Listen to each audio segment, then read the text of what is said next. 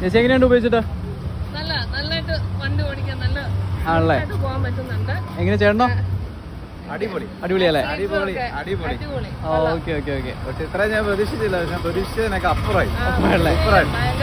സൂപ്പറായിട്ടുണ്ട്.